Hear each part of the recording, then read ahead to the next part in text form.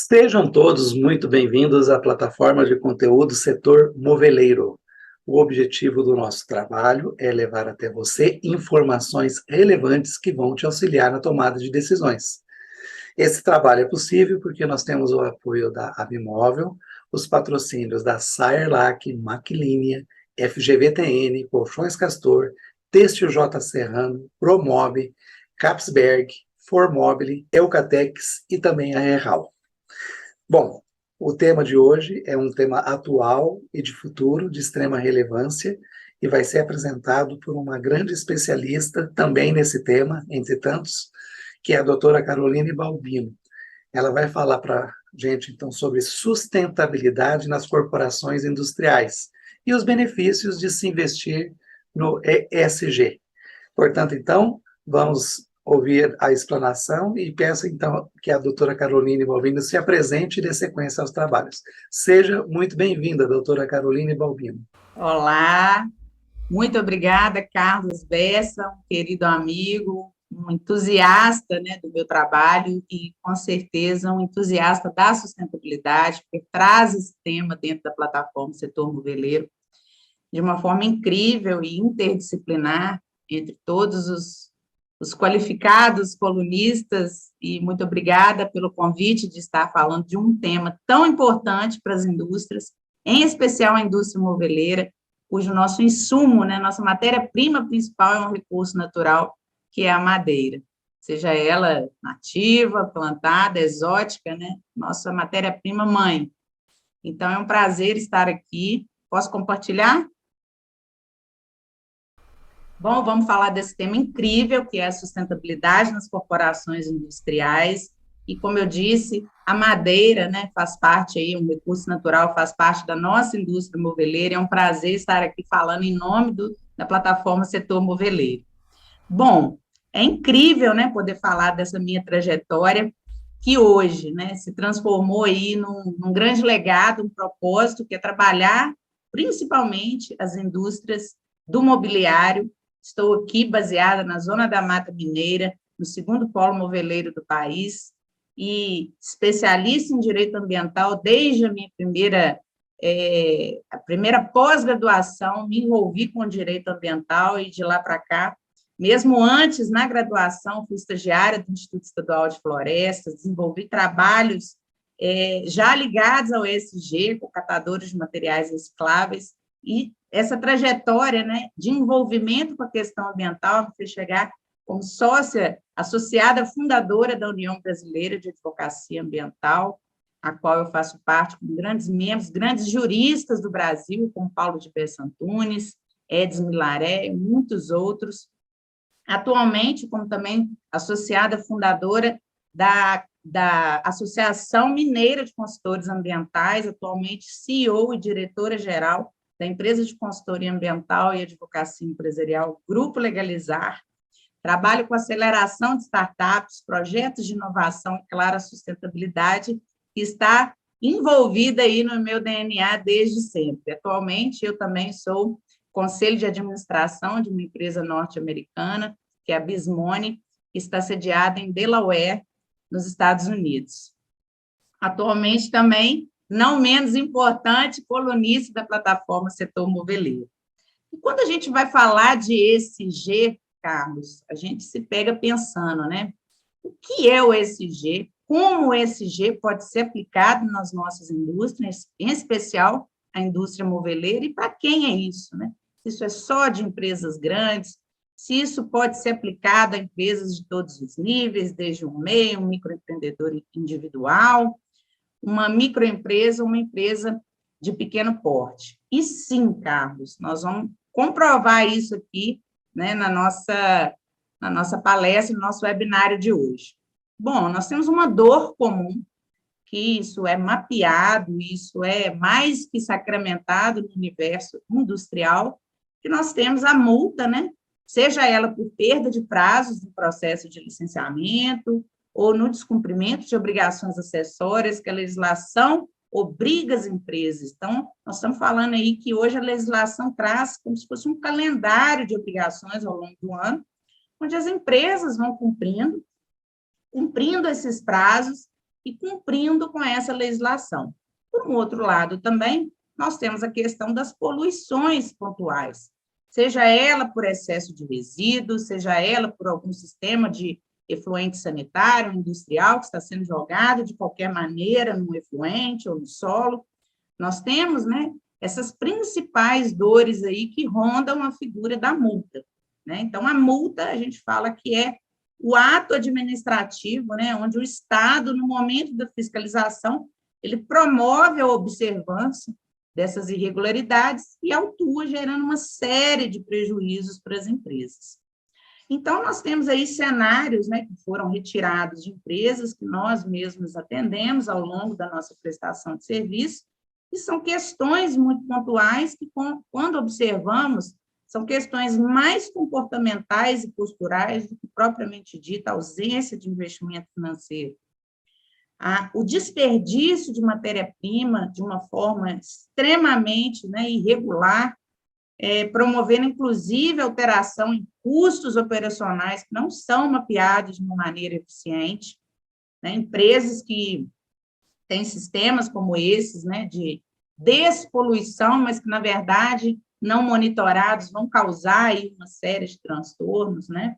E isso nós estamos colocando holofote em questões posturais, né, que envolve aí apenas as operações básicas de uma empresa. Só que quando eu vou falar em autuação ambiental, nós temos o Estado fazendo, né, o papel dele fiscalizatório.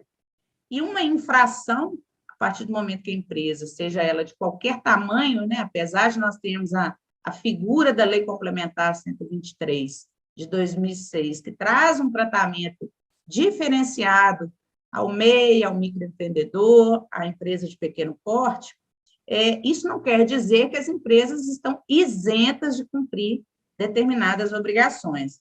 Então, eu brinco como se a empresa tivesse um monte de imposto de renda para prestar ao longo do ano, em termos ambientais, ou seja, eu tenho muitas obrigações vencendo ao longo do ano, que deixa o cliente completamente perdido, né? Só que, em contrapartida, ele, uma vez autuado, ele responde em 3 esferas. Então, também no direito a gente tem uma brincadeira, né? Hoje, se você matar alguém, talvez você tenha menos punição, né? Porque a responsabilidade objetiva na questão ambiental, ela vai muito além. Então, a empresa, uma vez autuada, ela responde na esfera administrativa, na esfera civil para apuração do dano e na esfera criminal para apuração do crime. E isso está descrito no artigo 225 da nossa legislação máxima, que é a Constituição Federal. Quando a gente vai para o cenário prático e começa a observar o que é a mídia, o que é legislação, o que os tribunais estão pensando sobre a questão do licenciamento, nós temos uma série de evidências que nos mostram que há uma tendência a cada vez mais restringirem os direitos, as liberdades de operação das indústrias, seja ela pequena, média ou grande. Então, eu não estou falando que isso está acontecendo apenas para os grandes. Temos figuras aí no próprio polo moveleiro de empresas que eram empresas de médio porte ou até pequeno porte, que sofreram punições na esfera ambiental e simplesmente inviabilizaram, né, a sua continuação e acabaram terminantemente fechadas. Então, temos um cenário onde a política é cada vez mais restritiva, temos um cenário onde as empresas, né, às vezes resistem a essas questões, mas evidências não faltam que o Estado está se movendo no sentido de não tem essa do pequeno se esconder por trás do seu CNPJ de pequeno e não cumprir aquilo que a legislação exige, né? Então, o licenciamento no Brasil hoje passa por uma série de discussões, mas a tendência é restritiva, ou seja, não há um cenário a futuro, médio, longo prazo, onde vão ser flexibilizados, muito pelo contrário, né? Cada vez mais a exigência de que mesmo o pequeno assuma essa responsabilidade socioambiental de internalizar esses custos e não socializar ele, né, com as comunidades, com seus clientes, com o ambiente como um todo. Quando nós partimos, então, para a visão do ESG como uma oportunidade, nós temos também que o ESG linka as empresas a uma questão do marketing verde, né? Da busca por uma proposta de valor, pela busca de um propósito, além de vender um produto, né? Que esse produto seja concebido desde sua origem até a destinação final na casa do cliente, pautado em conceitos de sustentabilidade, ou seja, o que a legislação, o que o ESG como tendência traz, é uma urgência de uma mudança de perspectiva para que nós consigamos cada vez mais socializar menos os impactos negativos da produtividade sobre a sociedade. O conceito de ESG, ele nasceu no ano de 2000, então é muito recente, de um pacto global liderado pela ONU, onde um documento chamado Who Cares Wins, quem cuida ganha, foi desenvolvido e publicado às nações para que pudesse ser um modelo de gestão pública tendente a alertar a sociedade sobre essa urgência de se gerenciar os aspectos dos impactos negativos, potencializando os impactos positivos e, claro, neutralizando essa socialização dos impactos negativos com a sociedade. Quando nós partimos para uma visão mais empreendedora do ESG, né, e aí a gente vai lá para o que é o ESG, né? Na minha opinião, como jurista, como gestora ambiental, como proprietária de uma empresa de consultoria e gestão ambiental e engenharia, né, eu tenho o ESG como uma estratégia de gestão, onde, uma vez entendendo esses conceitos e os potenciais que eu tenho para trabalhar isso dentro da minha empresa, eu tenho também a criação de uma cultura organizacional forte, onde as pessoas são treinadas ao momento que elas entram dentro da minha empresa, seja ela pequena, média ou grande, com uma perspectiva de vender, produzir, colocar no mercado produtos que tenham mais o quê? Sustentabilidade no seu processo produtivo, que gastam menos matéria-prima, que potencializam a reutilização de materiais, a redução de desperdício. E, claro, né, isso tudo se consolidando num grande modelo de gestão, onde o mindset, pensamento desse empresário, seja ele de um pequeno negócio, como eu disse, né, porque se aplica ao pequeno negócio, o modelo de gestão é ESG, ele consegue, né, ter uma visão de como ele quer gerenciar a sua empresa e os aspectos negativos dela. Quando nós partimos, então, para uma visão, né, internacional, nós temos que o Brasil tem, sim, né, se pautado nessa questão do ESG, e há, né, um crescente número de empresários investindo nisso. Infelizmente, isso não passa de 1% do faturamento total, em média. A nível mundial, né, as empresas investem cerca de 1% a 3%. Então, a tendência e os investimentos no ESG e na sustentabilidade estão aumentando a partir do momento que se tornou um modelo de gestão, né, um modelo também de aderência melhor ao que o consumidor está buscando. O consumidor quer entender melhor como esse produto dele está chegando dentro da casa dele, e ele não quer participar de forma nenhuma de trabalhos operacionais, de produtos que chegam à mesa dele ou à casa dele, né, em troco aí do esforço sobre-humano de trabalhadores.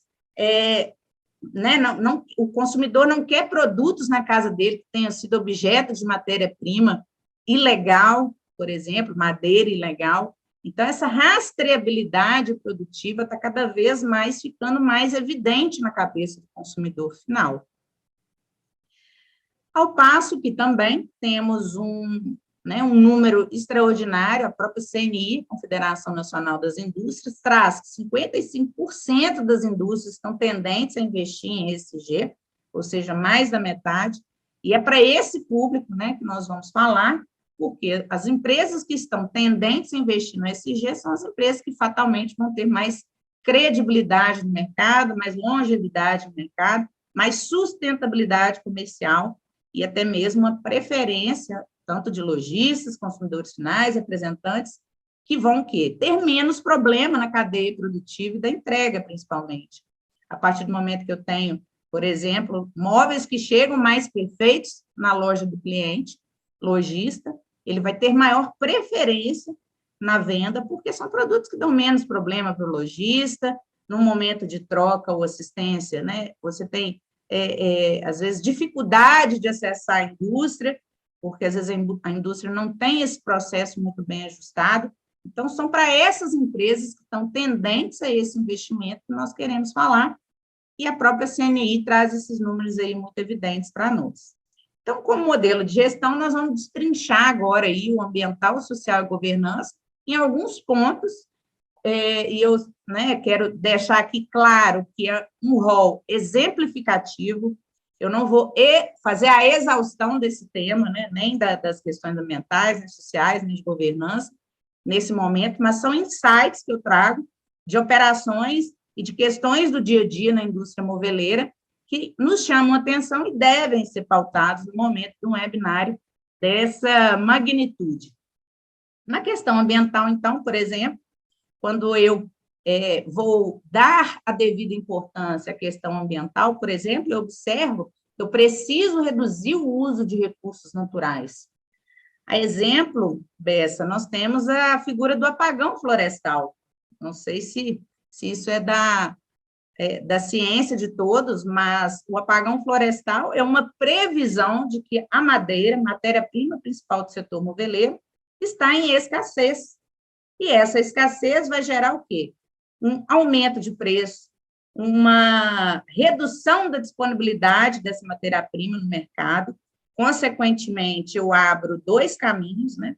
Fechamento de empresas que não estão observando essa questão e não estão mudando o seu modelo de produção para outras matérias-primas com uma maior facilidade de disposição no mercado, por exemplo, as madeiras exóticas, como o pinus, o eucalipto, que virou uma grande sensação do momento e consegue-se ver trabalhos incríveis nessas madeiras, que no passado era, né, um mito de que não davam aquela credibilidade da madeira nativa, né? Não se tinha aquela visão, então você tem trabalhos incríveis em móveis, né, com madeiras de reflorestamento. Então, é uma tendência, mas será que só mudar de nativa para plantada eu vou conseguir manter o equilíbrio do fornecimento dessas matérias-primas? Então, é uma questão institucional onde a Bimóvel, os próprios sindicatos regionais, a FIENG e outras instituições, a CNI, precisam começar a debater, porque hoje fala-se em impressão 3D. Quais empresas moveleiras estão sendo treinadas para essa nova tecnologia? Nós temos essa tecnologia à disposição. Qual é a matéria-prima que nós vamos precisar para poder substituir a madeira, caso esse apagão florestal, que estava previsto há 5 anos atrás, para acontecer agora, isso está sendo postergado. Talvez por essa mudança de mindset em redução de desperdício, nós estejamos potencializando o uso dessa matéria-prima. Não, né, não duvido. E uma outra questão, nós estamos jogando fora essa matéria-prima. Aqui no Polo Moveleiro, eu assisti, né, uma evolução onde nós tínhamos a venda da madeira, do cavaco, do pó, da escória da madeira, da indústria. Depois nós assistimos as indústrias tendo que doar esse material, porque as empresas que recolhiam não queriam mais pagar por essa matéria-prima, porque perceberam que a indústria não estava também se movendo para criar alternativas no uso dessa matéria-prima. Então, nós temos hoje um cenário onde as empresas estão pagando para recolher o resíduo da madeira, que é uma matéria-prima incrível, e eu acredito que estamos jogando fora dinheiro, estamos pagando, né, para esse dinheiro virar dinheiro de alguém lá na frente, porque não estamos percebendo que nós precisamos rever o nosso uso dos recursos naturais, em especial a madeira. Então, é só um exemplo prático, né, de como a redução do uso e a própria disponibilidade do recurso natural no ambiente deve ser pautada nas questões industriais, porque não adianta eu fazer um planejamento de exportar para o mundo inteiro se eu não vou ter essa matéria-prima, se eu não estou buscando alternativas para que essa matéria-prima esteja à disposição na quantidade e qualidade que eu preciso. Manutenções preventivas, então, não é incomum a gente chegar em indústrias que você tem banheiros desperdiçando água, pias desperdiçando, né, como um todo, manutenções ou inexistentes ou precárias em equipamentos, então provocam ali poluição de qualquer natureza. Vamos dar um exemplo aí clássico, o compressor mais antigo, e até mesmo novo, que solta ali aquela purga de água e óleo, que deveria, tecnicamente, estar sendo retida para não ir para o solo, para não ir para um recurso hídrico, e não é gerenciada, porque essa questão manutenção não é bem tratada a nível produtivo. Auditagem de fornecedores, que é uma questão muito importante, ainda mais quando a gente fala nessa rastreabilidade da matéria-prima. Então, por exemplo, né, thinner, tinta, materiais químicos, eu não posso comprar de qualquer pessoa, porque eu preciso que essa empresa tenha uma licença ambiental para operar e vender esse tipo de material. Então, a partir do momento que eu fortaleço a compra ilegal de produtos não licenciados, eu também estou promovendo, né, a minha parte aí ajudando o meio ambiente a ser detonado. A partir do momento que eu posso ter uma produção de algum produto que deveria estar ali chancelado, vistoriado por um órgão, que não é incomum. Hoje a gente tem a figura da reciclagem do thinner, e muitas empresas pequenas, né, se utilizam desse material e compram desses fornecedores irregulares, a própria madeira ilegal, né? Então, eu preciso promover a auditagem desses fornecedores para que eu tenha certeza que essa matéria-prima, esses insumos que eu estou colocando dentro da minha empresa, eles estão ambientalmente corretos, ou promovendo ali um mínimo, né, de documental para cobertar aquele fornecedor, a venda daquele produto. Investimento em tecnologia e inovação, a partir do momento, por exemplo, vamos colocar aí um poço manual, onde as empresas precisam da utilização da água dele, eventualmente tem um uso significante, ou uma outorga, e precisa ali diariamente de um funcionário para ir lá anotar a leitura daquele poço, daquele hidrômetro, daquele orímetro. Hoje nós temos tecnologia e inovação que faz isso de forma automatizada, gerando uma maior assertividade, um melhor gerenciamento, por exemplo, da água, daquele recurso hídrico, está ali monitorado. Então, nós precisamos colocar essas camadas tecnológicas também na questão de gerenciamento de insumos, matéria-prima, da questão ambiental. Por óbvio, né? Otimiza, dá mais assertividade. A parte de desenvolvimento de produtos, né? Na própria economia circular, designs que buscam a redução de matéria-prima na hora da montagem do móvel, ou mesmo na sua produção. Enfim, toda essa cadeia produtiva monitorada, a partir do momento que eu tenho ali, né, até uma preferenciação por produtos com uma chancela sustentável. Então, nós temos aqui, por exemplo, a FEMUR, que promove o Prêmio Design Sustentável, com o envolvimento de alunos do curso de Design da UENG, da Universidade do Estado de Minas Gerais, e claro, né, um insight que pode gerar aí empresas que tenham uma pegada totalmente, né, de design sustentável, e aí até com uma diferenciação de mercado, né, é um nicho a ser explorado também. Treinamentos e capacitações, porque a partir do momento que o meu colaborador ele não entende a questão ambiental no sentido de qual a participação dele nesse processo produtivo que irá gerar um impacto negativo. A partir do momento que eu tenho um sistema de gestão, eu tenho um sistema de gerenciamento de resíduos, e esse colaborador não treinado, ele está sujeito, por exemplo, a uma insalubridade, se ele não promover, né, o ajuste ambiental dele dentro daquele esquema produtivo, se ele não usar o EPI, se ele não fizer o uso dos EPCs, os equipamentos de proteção coletiva, que a maioria dos EPCs são equipamentos de mitigação ambiental.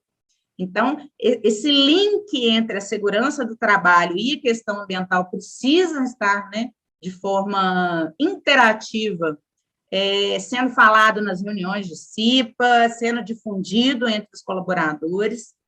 Tratamento de efluentes, não menos importante, porque tanto o efluente sanitário de banheiro, de pia, quanto o efluente industrial, de cabinas de pintura, de sistemas de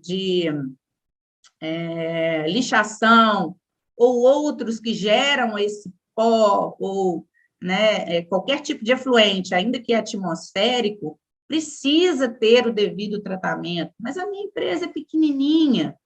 Será que eu preciso monitorar os meus efluentes que vêm do banheiro? Eu preciso ter um sistema de tratamento, seja ele um biodigestor pequeno, que vai cumprir o papel de tratar aquele efluente para que eu não possa jogá-lo in natura no ambiente? Isso não é uma questão do grande. Isso não é uma questão obrigatória apenas para as grandes empresas. A gente precisa colocar e pautar a questão ambiental, principalmente, né, que gere potenciais poluições de uma forma prática e que, ao mesmo tempo, né, gere essa conexão de obrigatoriedade no pequeno. A partir do momento, né, muitas vezes ele não é treinado a entender que ele precisa de tudo isso, mesmo sendo pequeno, pelo próprio bem do crescimento da empresa dele, né, e para que ele não socialize esses impactos com a sociedade. Na destinação correta dos resíduos, a mesma coisa. Eu não posso, por exemplo, hoje, permitir que uma indústria que gere tecido coloque isso no lixo comum e compartilhe isso com a sociedade, com o custo que o município tem, por exemplo, para destinar seu resíduo sólido. Vamos citar o exemplo de um bar que tem um contrato com uma empresa em Juiz de Fora, então tudo que é transbordado, que não é reciclável, que não passou por um processo de triagem, isso é pago para ser destinado.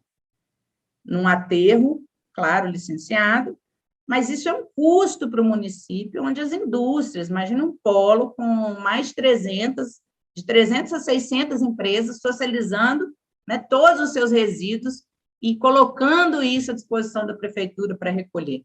Né? É algo que vai impactar e onerar o poder público, que é o nosso dinheiro, né, em detrimento de uma produção de alguém do setor privado.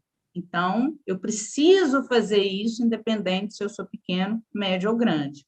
E o cumprimento eficiente das obrigações ambientais, porque eu falei, eu posso ter uma empresa que ela é dispensada do licenciamento, mas que ela tem obrigações acessórias vencendo aqui ao longo do ano. Já na questão social, integração da comunidade do entorno e demais stakeholders, né? Então, eu tenho uma indústria que, por exemplo, gera um impacto no tráfego nos momentos de 7 horas da manhã, 11 horas da manhã, 5h30 da tarde.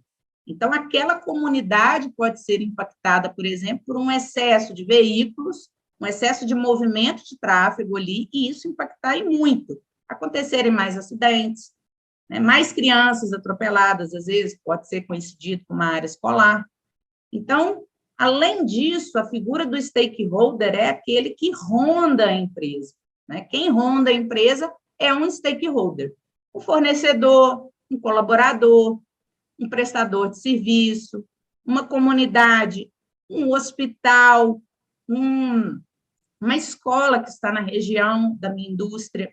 Tudo isso é um stakeholder, é alguém que pode, em algum momento, ser impactado positivo ou negativamente pelo seu empreendimento. Partindo para a questão do investimento em saúde e segurança do trabalho, já falei um pouquinho sobre a necessidade da integração da segurança do trabalho no sentido preventivo, e isso conversando com os aspectos ambientais da empresa, como eu citei, né? Um equipamento de exaustão, por exemplo, uma cabine de pintura, ele é um EPC, ele é um equipamento de proteção coletiva que, ao mesmo tempo, ele retém aquele pó, né, de tinta, de um eventual processo de pintura. Então, eu vou estar ali promovendo, né, uma maior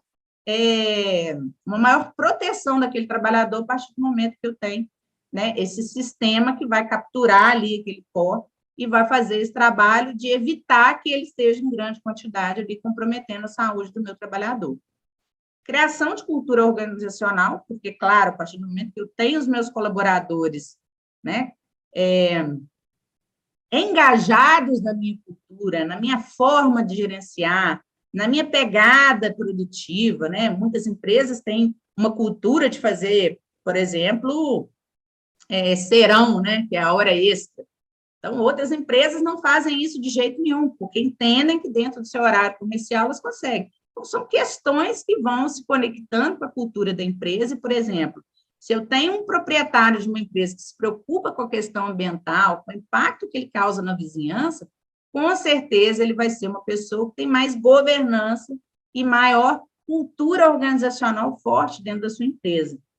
O desenvolvimento de políticas internas, porque a partir do momento, né, vamos falar aí de um caso clássico, né, ausência de políticas internas com representantes comerciais, por exemplo, que o representante comercial hoje, ele é um grande ator no processo de sucesso das indústrias, e ele é um dos últimos atores a serem chamados para o processo de estruturação, reestruturação das empresas. Então, eu não negocio metas, eu não treino esse representante, eu não observo o raio de ação dele, por isso, às vezes, eu coloco ele sentado numa região enorme, vamos citar aí São Paulo, e às vezes ele faz ali no máximo um raio de 100 quilômetros quadrados. Então, nós temos que começar a reparar esses atores que rondam as nossas empresas e o quão nós somos responsáveis pela atuação de sucesso deles. Uma consultoria, por exemplo, ambiental, ela não tem sucesso, ela não consegue atuar dentro da indústria. Um representante comercial que tenta vender o produto, mas ele só chega cheio de problema dentro da loja do cliente. Esse representante ele não vai ter qualquer conexão com a sua empresa. Por óbvio, você traz dinheiro, mas você traz tanto problema junto que ele não vai preferenciar você no momento de venda. Então, são questões que, sim, né, estão ligadas à questão do S, do social nas empresas, e que vão ficando negligenciadas ao longo do tempo. Desenvolvimento, por exemplo, da inserção da diversidade. Nós temos empresas, N empresas, vamos pôr aí, diversas empresas, vamos colocar no polo de Ubá, que não tem essa percepção de que a diversidade deve ser praticada. Nós temos a figura de, às vezes, colaboradores dentro de um processo produtivo que são transexuais, que precisam, às vezes, de uma proteção moral do dono da empresa no momento de ser introduzido no processo produtivo, porque ele, às vezes, vai se vestir como mulher, mas está ali num canteiro produtivo, onde só tem, né, trabalho braçal, homens ali suados, né, que vão, às vezes, constrangir esse colaborador no momento de trabalho, porque ele não é perfil compatível com aqueles outros colaboradores ali. E aí nós vamos falar aí de pessoas negras, né, não estou falando aqui de cota, mas da importância de se trabalhar a diversidade como uma ferramenta de conexão, né, com comunidades, com retenção de talentos, e até mesmo com uma política interna de cargos e promoções. Não vemos isso também dentro da indústria, né, ser pautado. Então, os RHs, às vezes, ficam, né, perdidos ali, sem muita perspectiva de projetos a serem implantados, né? O RH fica basicamente com a função contratar, demitir, fazer demonstrativo de pagamento, mas não trabalha a pessoa do colaborador, né? Acessibilidade, então nós temos a figura aí das metas que o próprio Ministério do Trabalho coloca para as indústrias, e as indústrias, claro, elas têm uma rigidez com relação a isso, porque faltam profissionais, por exemplo, deficientes no mercado para serem colocados dentro de uma indústria. Mas não quer dizer que eu não possa criar programas para buscar pessoas de fora. E talvez pessoas que podem trabalhar no universo remoto. Quantas indústrias nós estamos montando seus próprios e-commerces? Então, são questões que devem ser debatidas até a nível gerencial, a nível de diretoria mesmo, para que sejam, né, pensadas no momento de uma indústria, porque são realidades sociais que estão ali rondando a indústria. Comunicação e informações eficientes aos consumidores.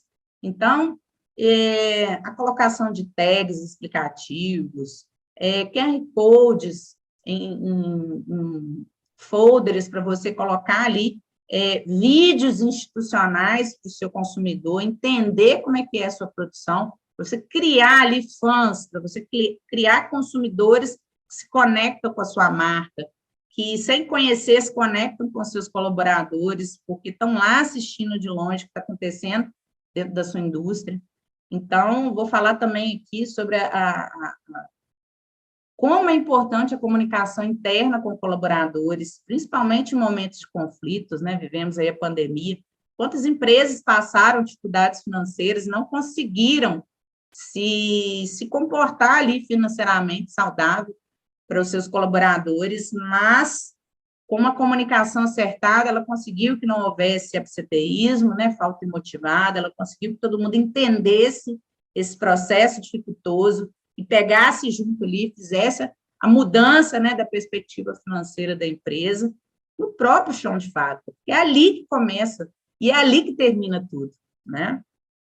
Criação de planos de carreiras, já falei, parceria com universidades e institutos de ensino médio superior. Nós temos uma diversidade de universidades que rondam polos moveleiros e precisam ser potencializados. A criação da conexão desses alunos para rampagem para o mercado de trabalho, já desde o momento que estão na universidade. É um trabalho que o próprio Projeto Inovação, que teve um período aqui no Polo Moveleiro, administrado por mim, nós conseguimos fazer muito bem, então conectamos o ENG, conectamos o Senai, colocamos esses instrutores, né, e alunos dentro desse mindset de integração universidade e indústria, e isso é fundamental para sobrevivência, né, até porque nós precisamos pensar em captar novos talentos para que a nossa indústria tenha sempre colaboradores.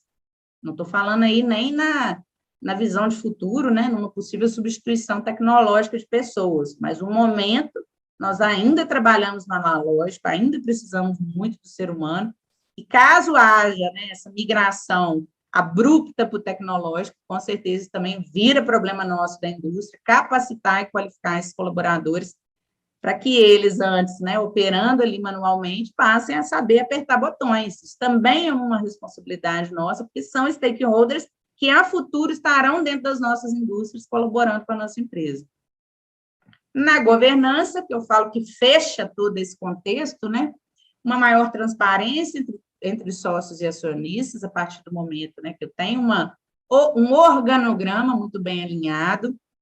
Então, empresas pequenas não pensam nisso, então, às vezes, colaboradores não sabem, né, a quem responder. Você tem, às vezes, empresas familiares que têm 2, 3, 4, 7 sócios, e todos eles mandam igual. Os colaboradores não têm uma visão de quem é o líder de cada assunto, então, a empresa acaba não tendo, né, essa governança para com as decisões.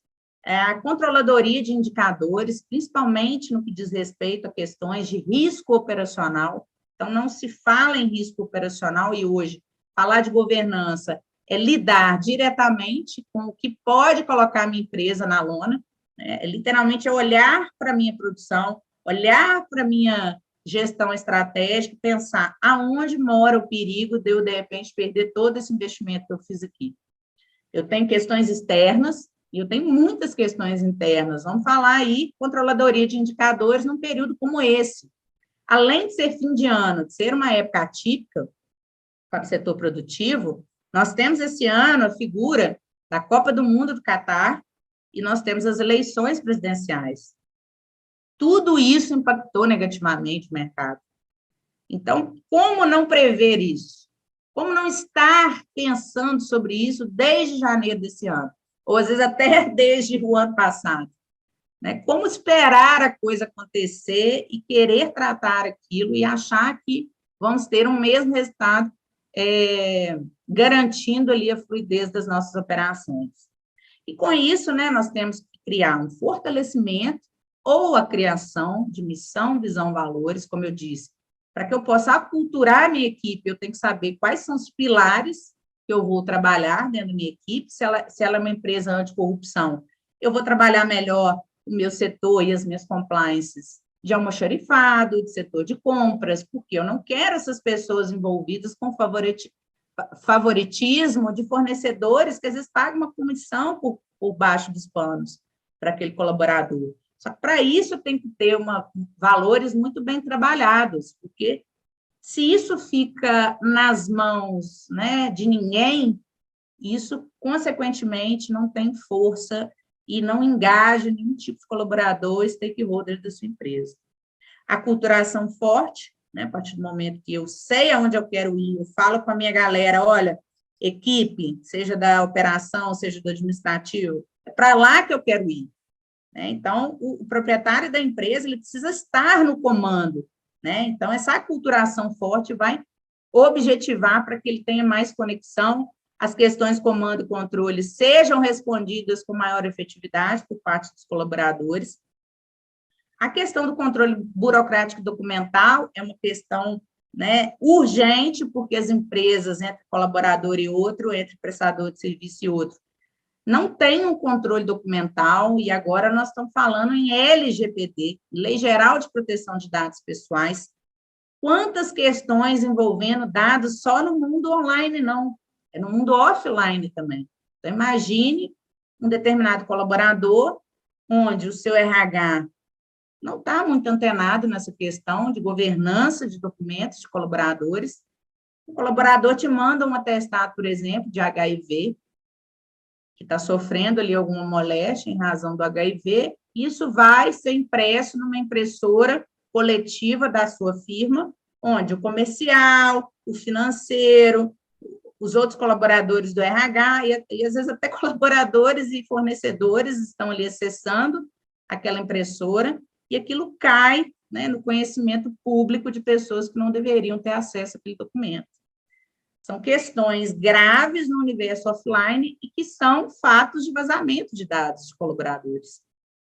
Então, nós precisamos ter essa visão de controle burocrático documental, não é só com relação a documentos financeiros, documentos tributários, né, documentações ambientais, quantas empresas nós chegamos hoje para prestar serviço, que deveriam ter o documento X, já tiveram um documento X, mas se perdeu ao longo do tempo. Ou imigração de prestador de serviço, ou de um ano para o outro, ou simplesmente pela falta da importância na cultura organizacional de se zelar pelo documental da empresa.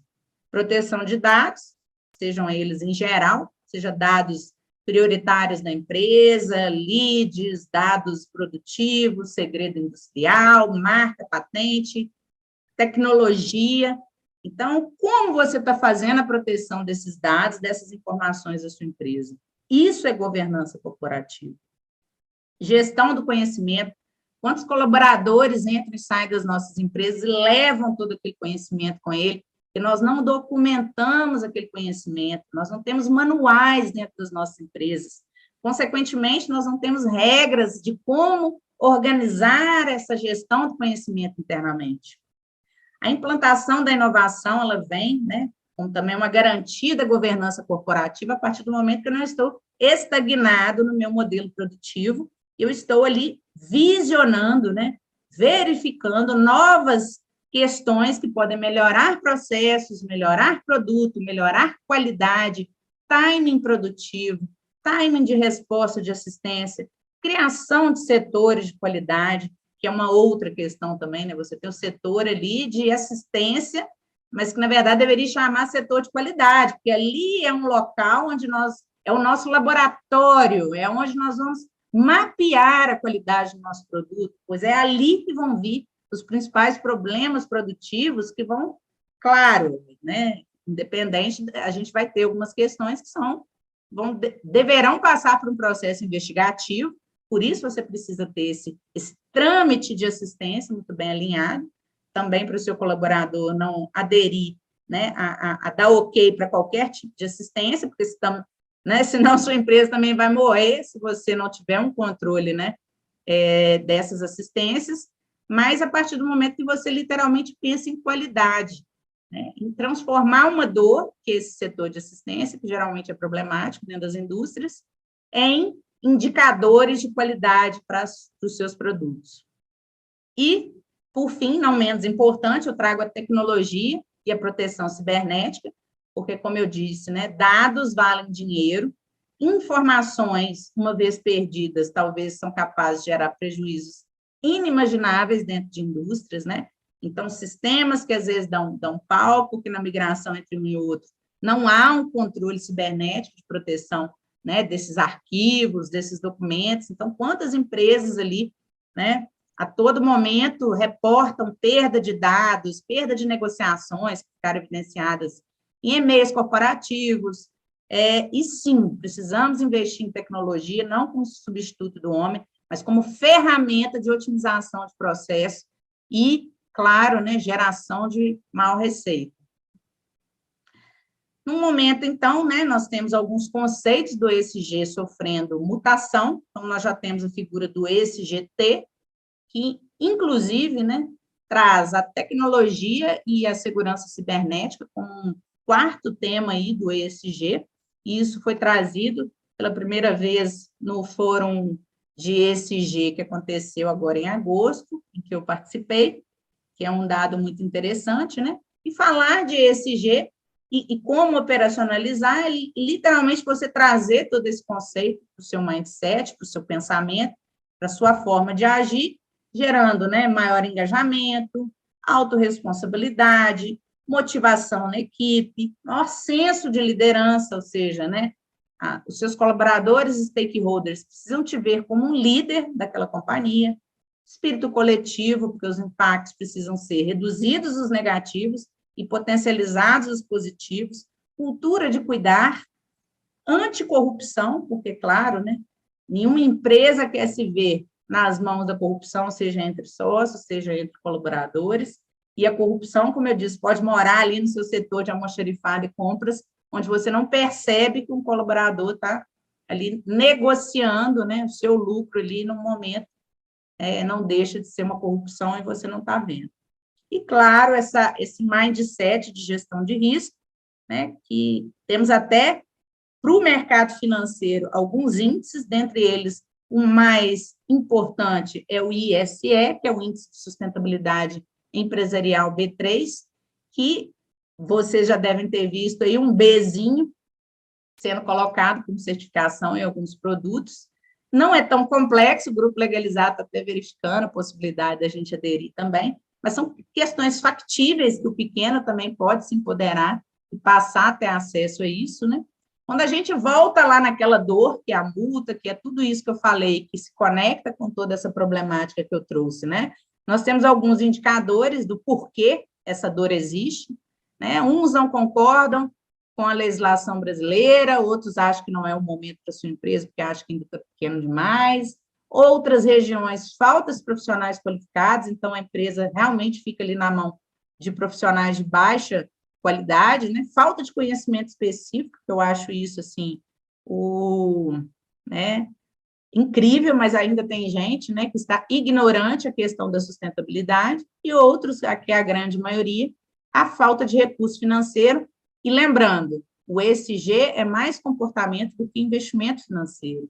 E o Grupo Legalizar prova isso, né, quando nós criamos essa solução, o pacote de obrigações ambientais, onde nós consolidamos todo esse conhecimento de 14 anos, criamos um pacote de assinatura mensal, onde as empresas de pequeno e médio porte conseguem cumprir com todas essas obrigações ambientais, né, com a gente, tendo essa certificação anual de competência, de qualidade e de investimento naquilo que é legalmente exigido, seja você uma pequena, média ou grande empresa.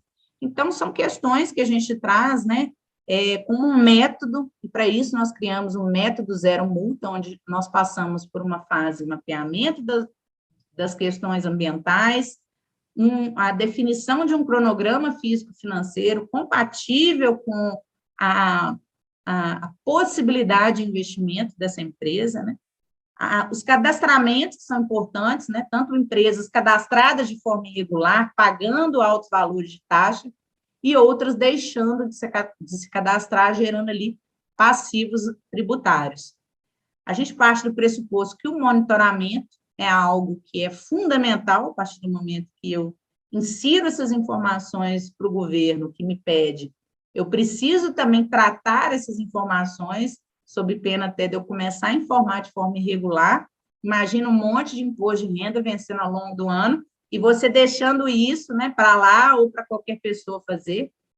Deixa ali o colaborador, né, porque a questão ambiental, ela tem uma resistência para ser internalizada nas empresas, seja elas de qualquer nível. E onde a gente percebe que as empresas investem mais? Onde nós temos a figura de diretores, onde nós temos a figura de pessoas líderes ali dentro daquela empresa que possuem essa mentalidade da sustentabilidade. E, por fim, certificamos anualmente essas empresas para que elas estejam quites com essas obrigações acessórias. Lembrando que as multas variam entre 50 a 50 milhões de reais, então não é brincadeira, né?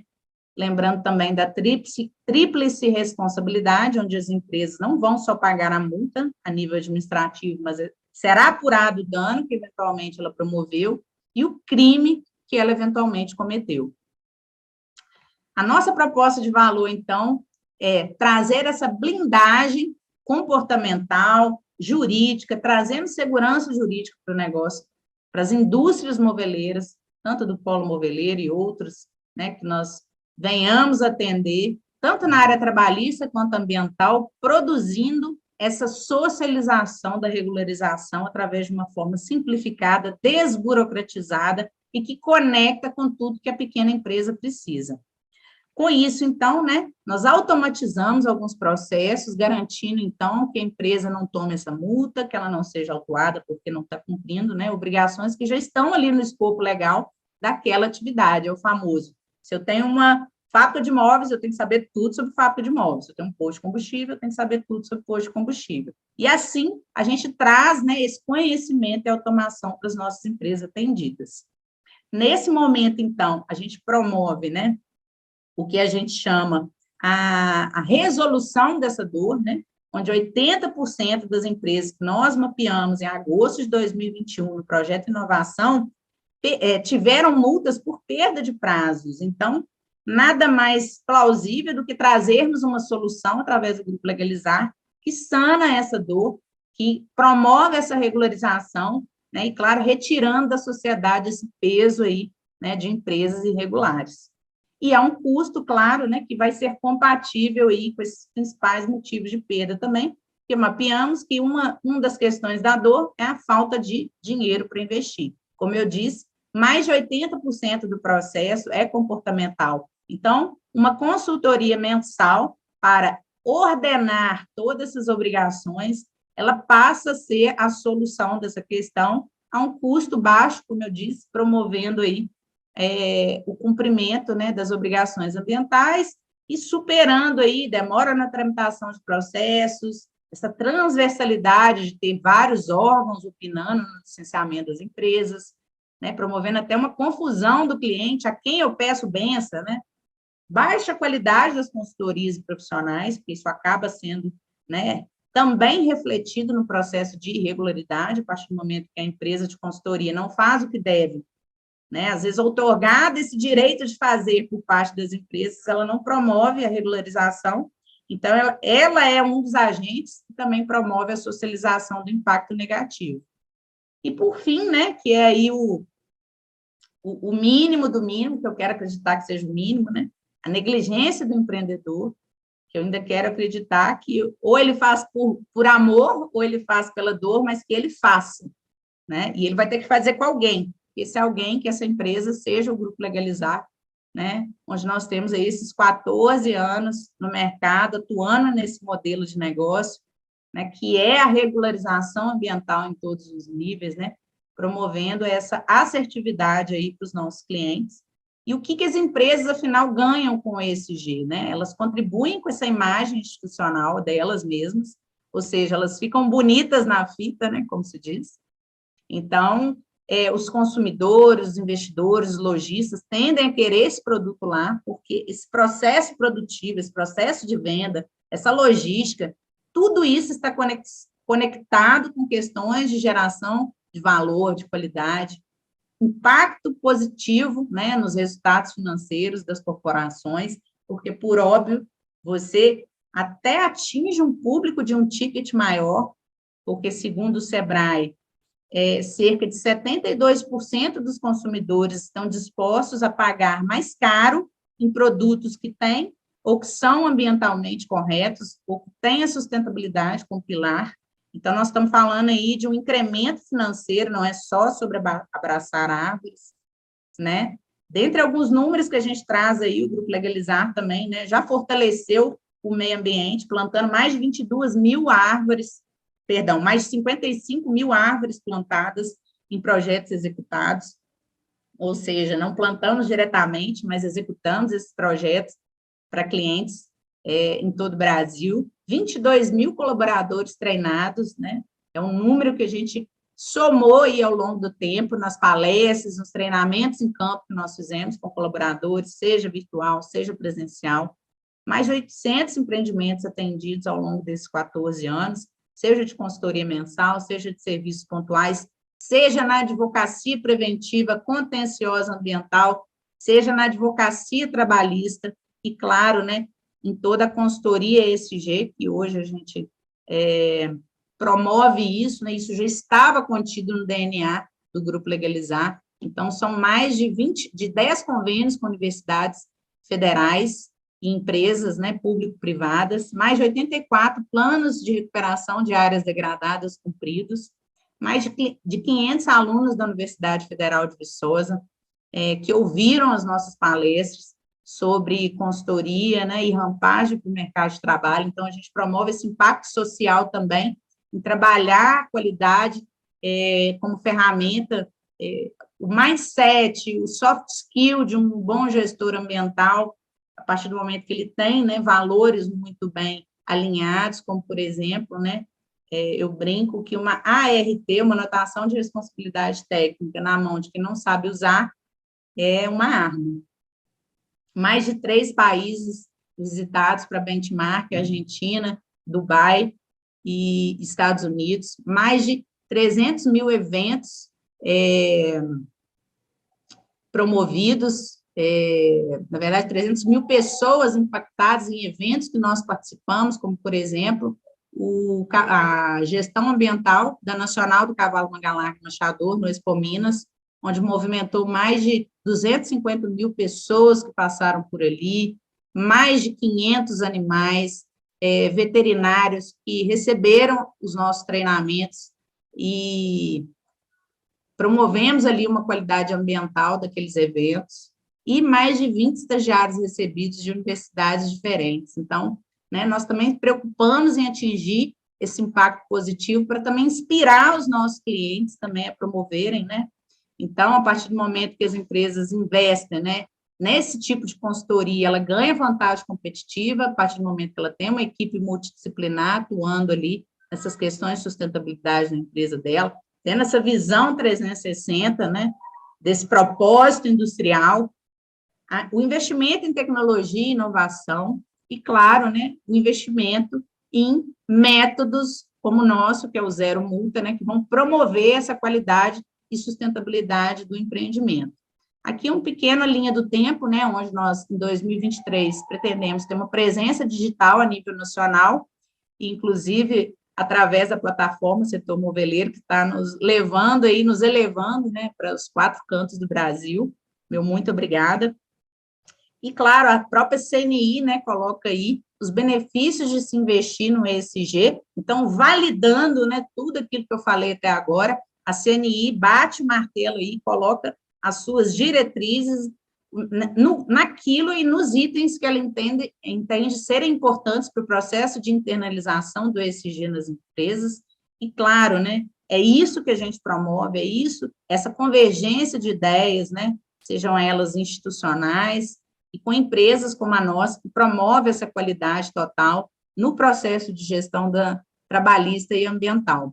Essa é a nossa equipe, esses são os nossos dados, nosso site, nosso endereço, aqui no QR Code você consegue acessar os nossos vídeos do YouTube, as nossas redes sociais, LinkedIn, e eu agradeço mais uma vez essa oportunidade da plataforma Setor Moveleiro em abrir, né, para nós essa palavra e estarmos aí conectados nesse assunto que, para mim, faz o fechamento, né, de uma empresa de sucesso, ela investir no ESG e ter essa visão 360, tridimensional do seu negócio, e, para isso, essa jornada árdua, né, conte sempre com o Grupo Legalizar dos nossos colaboradores e profissionais. Muito obrigada, meu nome é Caroline Balbino, e eu agradeço mais uma vez a oportunidade de estar aqui com vocês.